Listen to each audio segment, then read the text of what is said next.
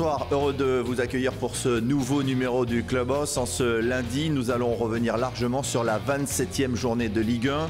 Les Girondins de Bordeaux n'ont pas su faire sauter le verrou champenois. Un but partout entre les Marinés Blancs et Reims. À noter quand même le premier but de Isaac Kiestelin. Plusieurs réactions à vous proposer dans cette édition. La réserve bordelaise, elle, s'est inclinée face à Concarneau à domicile. Une défaite 2-1. Patrick Battiston nous dira ce qui s'est passé et pourquoi Bordeaux a perdu.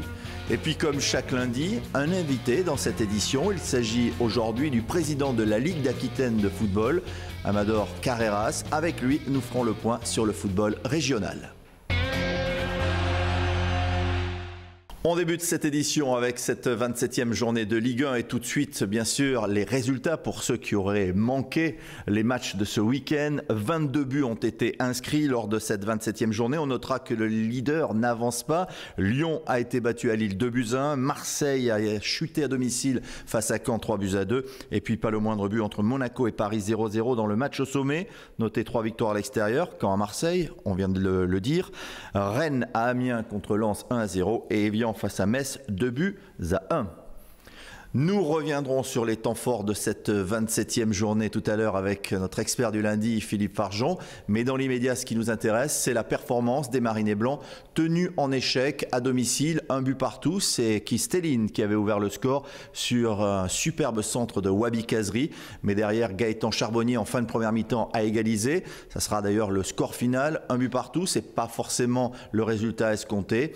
Les Bordelais piétinent au classement. Ils sont même devancés désormais par Montpellier qui s'est imposé. On verra ça tout à l'heure au classement. Première réaction à vous proposer, celle de Sylvain Matriciano. Bordeaux piétine, Bordeaux n'a pas su trouver la clé.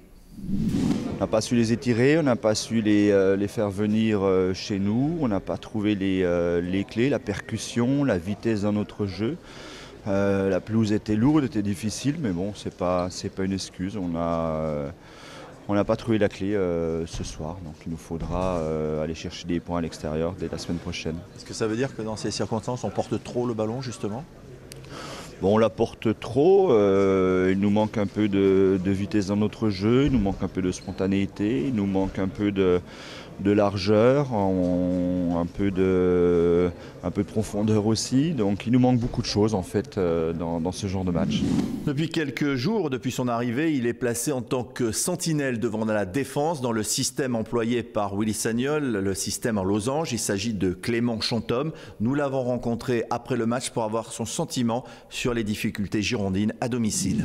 Ouais, mais c'est jamais évident de rencontrer des équipes qui sont bien en place. En plus, ils le font bien, donc on a essayé. Après, il faut avoir plus de maîtrise technique. En deuxième mi-temps, ça a été un peu plus le cas, mais en première mi-temps, on perdait trop de ballons et c'était facile pour eux de nous contrer.